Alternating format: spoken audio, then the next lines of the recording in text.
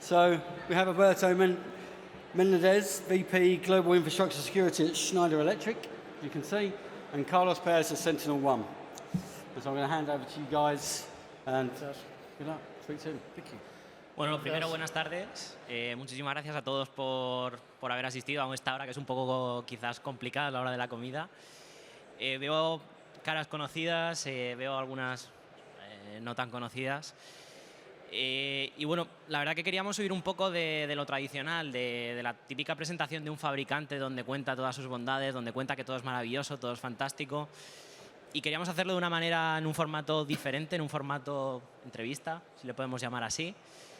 Y para ello, bueno, pues queríamos contar con una referencia en la seguridad del endpoint, en la seguridad en general. Y para ello, bueno, pues no se nos ha ocurrido nadie mejor que Alberto Menéndez, a quien, bueno, pues doy paso, Alberto, para que te presentes y nos cuentes un poco. Muchas gracias por invitarme, lo primero, Carlos, y bueno, por decir que soy una referencia. No me considero una referencia a mí mismo, pero bueno, digamos que tengo cierta experiencia en el campo de la seguridad del puesto de trabajo, o sea que muchas gracias. Bueno, mi nombre es Alberto Menéndez, yo trabajo para Schneider Electric, es una multinacional que nos dedicamos principalmente a temas de Energy Management e Industrial Automation. Somos uno de los líderes mundiales en temas de sostenibilidad, ahorro energético. Y tenemos un hub digital aquí en Barcelona bastante importante y bueno, yo lidero el equipo de seguridad de la infraestructura global para Schneider Electric, con mucha presencia aquí en Barcelona también. Y bueno, digamos que mi equipo y yo somos los propietarios de las plataformas de seguridad más importantes de Schneider Electric, incluyendo seguridad de la identidad, Active Directory, certificados, Privileged Access Management, seguridad del puesto de trabajo, Endpoint Security, pues plataformas anti-malware, EDR, firewall de host, yo qué sé, todo este tipo de soluciones. Llevamos también la solución de la red, proxy, VPN, firewall, IPS, DNS, todas las siglas que te puedas Te aburres por imaginar. la noche, ¿no? Sí, me aburro bastante, como puedes ver. Y bueno, también Cloud Security, también llevamos la parte de Cloud Security. Luego tenemos una división experimental y de innovación que llamamos el Cyber Arsenal, donde trabajamos temas un poco más de ciber, más puramente ciber, hacemos emulación de adversarios, hablaremos luego un poquito más sobre esto. Y bueno, hacemos ejercicios de capture the flag, awareness, bueno, un sitio donde tengo a unos locos jugando y bueno, ahí lo pasamos muy bien. Y nada, y ese soy yo y ese es mi equipo. Lo dicho, te aburres por la noche. Y voy a ir con una fácil, Alberto, para ir abriendo un poco el apetito, ¿no? Sí. Al final, bueno, pues estamos aquí para hablar de Endpoint Security, de hablar de seguridad en general. ¿Cómo de crucial consideras a día de hoy, en 2024, con el panorama, con el landscape de atacantes, de adversarios que nos encontramos, cómo de importante consideras contar con tecnologías de protección o de prevención, incluso de respuesta en el puesto de trabajo? A ver, evidentemente esta es una sencilla. Para mí, desde mi punto de vista, en 2024, en el mundo digital en el que vivimos, y no solo en el ámbito corporativo, sino también en el ámbito personal, es necesario contar con soluciones de protección del puesto de trabajo, pero no solo, o sea, soluciones anti-malware, soluciones de protección o de bloqueo de puertos USBs, parcheo de vulnerabilidades, firewall de host, todo este tipo de soluciones hoy por hoy, especialmente en el mundo corporativo, no tenerlos un suicidio, y en el mundo personal cada vez más, pues evidentemente obligatorio. Bueno, la verdad que algo que hacemos los fabricantes y que hacen los analistas en la industria para mal, y si es un fabricante diciendo que el fabricante lo hace mal, es utilizar un montón de siglas. Y hemos utilizado un montón ya, EDR, DNS, Y las que te quedan. de firewall y alguna quedará todavía más. A mí me gustaría preguntarte, Alberto, de nuevo, si nos puedes dar tu opinión o darnos un análisis de cómo ves tecnologías EDR o XDR, que parece que también... Bueno, digamos tecnologías anti-malware. A ver, yo te lo cuento un poco basándome en mi experiencia de los últimos 15, 16 años.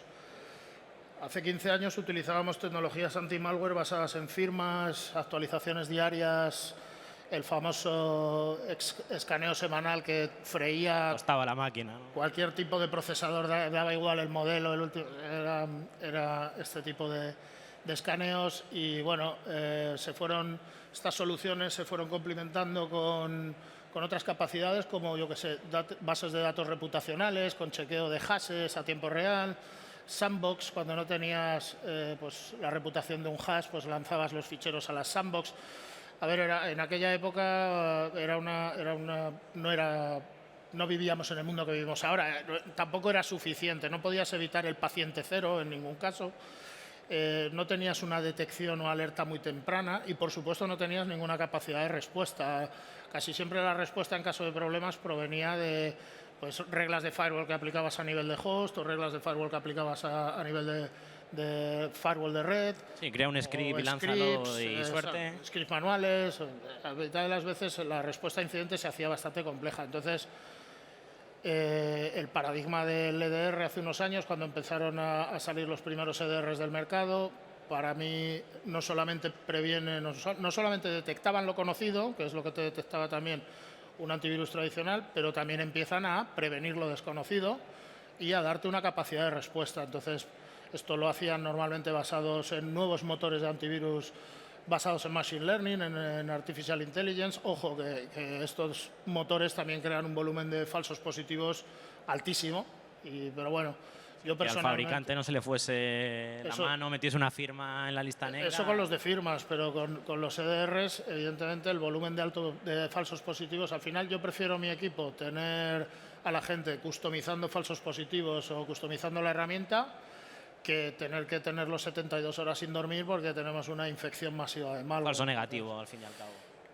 La llegada para mí del EDR, lo primero los motores, lo segundo la telemetría, la capacidad de coger toda esa telemetría del puesto de trabajo, enviarla a la nube, tener capacidad de analítica y, por supuesto, capacidad de respuesta.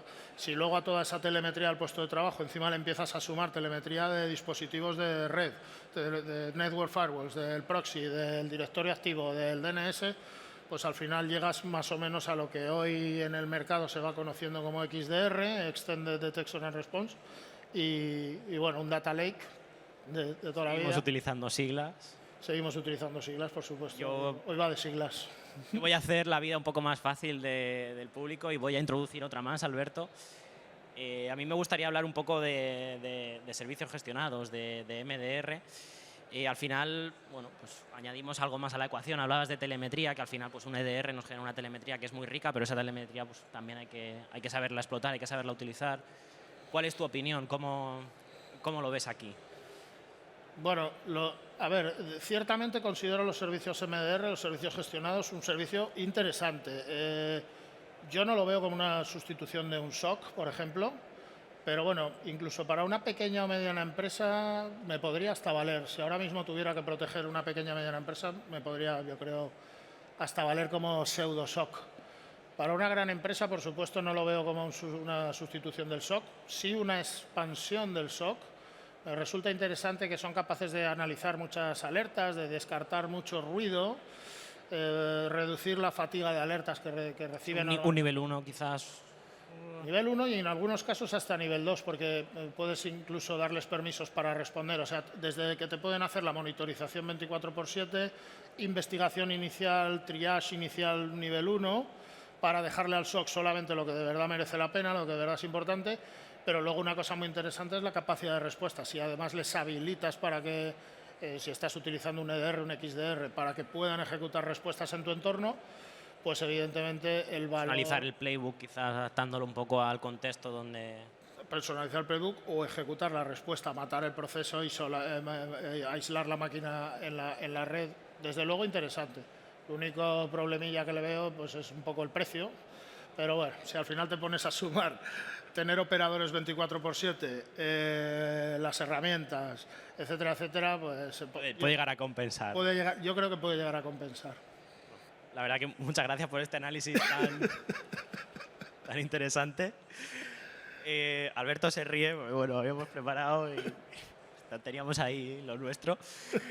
Pero bueno, yo, Alberto, de verdad, te considero una referencia. El título de la sesión no era meramente un concepto marketingiano. Quien me conoce aquí sabe que yo huyo bastante del marketing. De hecho, la idea que tuvimos, Alberto, de venir sin slides, mi compañera de marketing que está por ahí se ha enfadado esta mañana cuando le he dicho no tenemos una presentación.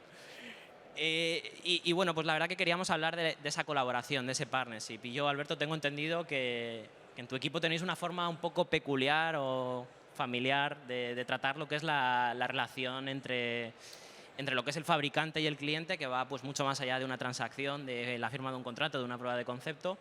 Y sí que me gustaría pues hablar de eso, porque al final es, como digo, el título que da nombre a esta sesión. Y me gustaría, Alberto, que nos cuentes un poco cómo lo ves. Sí, a mí no me gusta mucho la típica relación vendor-cliente. Yo busco siempre un partnership real. Para mí un partnership no es lo que tú dices. Firmamos un contrato, me das unas licencias, lo ponemos en producción. Desde entonces mi equipo trabaja con el equipo de soporte del fabricante. Una vez al año hacemos un EBC, nos vamos de cena. Para mí eso no, me parece que no explota el potencial que puede tener ese partnership entre dos organizaciones o dos compañías fuertes.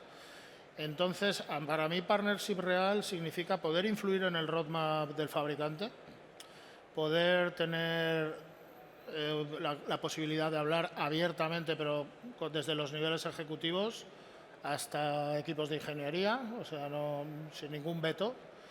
Y bueno, evidentemente no todos los fabricantes están por la labor de este tipo de partnership, porque a veces es molesto, pero y evidentemente yo creo que no te lo dan si tú no das nada a cambio. ¿Y por qué crees que al fabricante puede llegarle a traer este tipo de relación o de colaboración bidireccional? Al final también es, Bueno, yo te doy, tú me das. Yo en mi caso tengo, como decía al principio, tengo un grupo de analistas dedicados a testear continuamente nuestras defensas.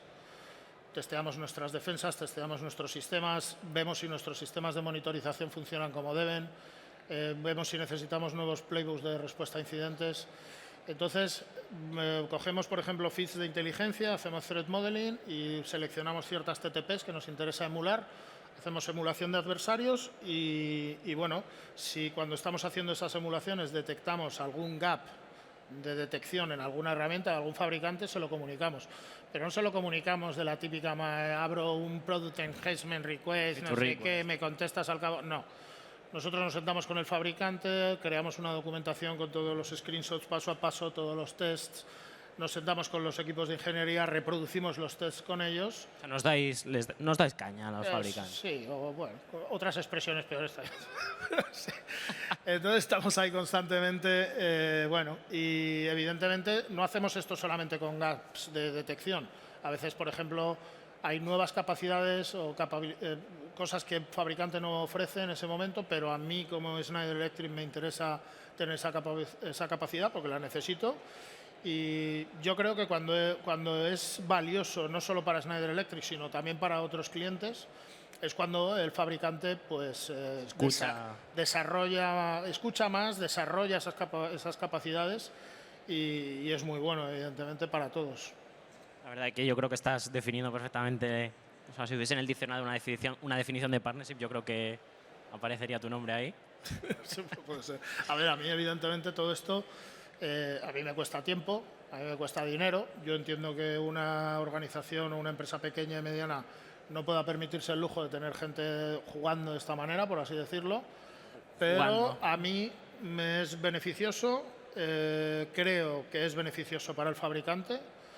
Cuando es beneficioso para el fabricante, tiene una mejor herramienta, con lo cual está beneficiando a otros clientes. Y al final, directa o indirectamente, a la industria, quizás. Favoreciendo, digamos, un poco a todo el mundo, a la industria. Entonces, creo firmemente que la colaboración entre los conocimientos que tenemos en el sector privado, en el sector público, los fabricantes, y esa colaboración no debería ser siempre, bueno, compartimos inteligencia o nos vemos en congresos o hacemos el voice of the customer. No. Yo creo que deberíamos compartir nuestra experiencia y nuestros skills, digamos, para tener mejores soluciones de seguridad para el mercado, para proteger las compañías nuestras. Bueno, a mí me hace gracia que Alberto menciona la palabra jugar Sí. Aquí como o sea, estás diciendo que hacéis threat modeling, TTPs, que tenéis un equipo, un arsenal, pero dice la palabra jugar. A mí la verdad que me gusta la aproximación que tiene Alberto en ese Me gusta sentido que jueguen. que jueguen, ¿no? Que lo pasen bien. Tienen que jugar, si no, no funciona. Luego desde el lado del fabricante lo pasamos. El fabricante Un poco peor. jugáis un poquito menos, pero también jugáis. También jugamos. También jugáis con nosotros. Bueno, yo creo que no podemos irnos. Creo que bueno, los medios de comunicación, las redes sociales, en conferencias como esta, en muchas otras. No me puedo ir de aquí, Alberto, sin que toquemos el tema de moda, ¿no? Del tema de inteligencia artificial. Y a mí me gustaría bueno, pues que nos dieses tu punto de vista, sobre todo desde el punto de vista de la implementación, de la definición o incluso de la ejecución de estrategias de seguridad en el ámbito que a ti te ocupa. ¿Cómo crees que beneficia, que complementa, que no beneficia? ¿Cuál es tu opinión, al fin y al cabo, de este nuevo paradigma de inteligencia artificial? Parece que viene para quedarse, parece que le podemos pedir cosas a un chat. A ver, venir viene para quedarse 100%. A ver, yo te voy a ser muy sincero. Para mí, el 80% de las conversaciones sobre inteligencia artificial hoy en día, para mí son palabrería barata de congresos como RSA. Y Haciendo creo amigos. que no queremos que el Congreso de Barcelona sea como el RSA, ¿no? Entonces, a ver, desde mi punto de vista, tecnología innovadora, explotación del dato, velocidad, evidentemente ha venido para quedarse. De ahí, y que hay que aprovecharlo, evidentemente. De ahí a alarmismo de los threat actors van a estar usando inteligencia artificial para comprometer, se va a acabar el mundo. Desde luego yo creo que no. Yo creo que no, básicamente porque hay tal volumen de entidades que son fácilmente comprometibles y vulnerables hoy en día que es que no les hace falta ningún tipo de inteligencia artificial para lograrlo. O sea, hoy en día están robando credenciales o te las están comprando y te están haciendo login porque no tienes activado el MFA en tu VPN. Entonces, ¿qué inteligencia artificial se necesita para esto? Si tienes otros problemas, quizá más. Cuando hablamos de actores, de threat actors avanzados, sofisticados, nation state actors, etcétera, esta gente lleva comprometiendo agencias, gobiernos años, comprometiendo compañías importantes no bien protegidas años, y no les ha hecho falta inteligencia artificial. Pero sí que es cierto que evidentemente es una tecnología importante y muy buena yo lo veo para ciertas fases de la fase de ataque, por ejemplo.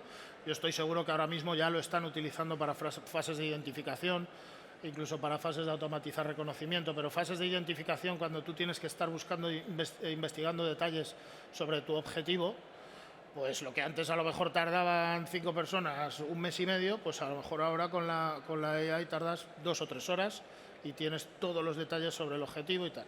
Y que estoy seguro que trabajarán para utilizar inteligencia artificial en fases de explotación, fases posteriores. Estoy convencido que también, y pronto. O sea, que quizá veamos, vamos a decir, un incremento en los ataques. Se verá proliferación de la utilización, pero por supuesto también veo mucho investment y muchos fabricantes ya están apostando por inteligencia artificial. Entonces, de la misma manera que espero ver ataques basados o exploits basados en cosas de inteligencia artificial, espero ver fabricantes detectando, motores detectando, bueno, ya tenemos motores basados en inteligencia artificial, sí, pero detectando, monitorizando con inteligencia artificial. Si nos ponemos muy imaginativos, inteligencias artificiales capaces de responder autónomamente. Porque yo creo que nos lo estamos llevando mucho al punto de vista ofensivo, pero ¿cómo lo ves? Más desde el punto de vista defensivo, ¿cómo crees que puede aportar un fabricante que incorpore inteligencia artificial no solamente a un motor de detección, como estamos diciendo, sino como complemento? Aparte de los motores de detección, pues evidentemente inteligencia artificial es todo alrededor de la información. Si tú tienes muchísimos metadatos, eres capaz de interrogarlos con inteligencia artificial, evidentemente puede ser útil para labores de threat hunting, por supuesto, puede ser útil para el SOC, puede ser útil para incident responders o incident handlers, puede ser útil para equipos de infraestructura de seguridad. Evidentemente tiene una utilidad y tiene un potencial enorme. Yo veo, pues yo que sé, la inteligencia artificial sugiriéndote, oye, a lo mejor deberías tomar este tipo de respuesta. Ya te Que digo, quizás vaya más de hacerle una pregunta y que te dé una respuesta, sino que te dé Sí. una sugerencia o que te ayude a elaborar una hipótesis desde el punto de vista de un threat hunter. a ver, para mí, ideal, desde el punto de vista de threat hunting, por supuesto. Para mí lo ideal sería que en un futuro, lo que te decía, fuera capaz de identificar, de monitorizar y de responder. Yo hoy en día personalmente no tengo la certeza que necesito para autorizarle a responder a una inteligencia artificial. No quiero levantarme mañana con La el firma de chiringuito turno. vuelto patas arriba, evidentemente. Pero, ¿por qué no? ¿Por qué no en el futuro? Yo creo que evidentemente, el futuro además cercano, yo creo que va a haber muchas opciones de respuesta también con inteligencia artificial. Mientras tanto, pues procuraré seguir rodeándome de los mejores profesionales que pueda contratar, de las mejores soluciones que encuentre en el mercado que se ajusten a lo que necesito y bueno, y de fomentar este tipo de partnership entre fabricantes, entre el sector privado, público, para tener un mundo mejor, digamos. Mundo mejor. Mi mundo, que mi palabra mundo tan- sea más seguro. Qué palabra tan bonita. No, pues sobre todo, a mí me parece bastante importante lo que comentas, ¿no? El favorecer a la industria, el que el sector público, privado, fabricantes, parece que vivimos todos en América, pues exista esa colaboración que al final promueva la industria. Lenguajes estándar como CSF. Y que no solo en América hay talento, ¿eh? Hay mucho talento en España y mucho buen talento en España y muy buenos pentesters, muy buenos hackers, muy buenos operadores, arquitectos de seguridad, o sea que sí. Bueno, pues yo espero que hayáis disfrutado de la sesión. Como digo, queríamos huir de la presentación, aunque mi compañera de marketing se haya cabreado conmigo esta mañana. Sobre todo haciendo algo diferente, haciendo pues, esta conversación de nuevo con una referencia, como es Alberto. Yo creo que nos queda tiempo. No sé si alguien pues tiene alguna pregunta, si tiene algo que comentar. Pues es el momento y si no, bueno, pues estaremos...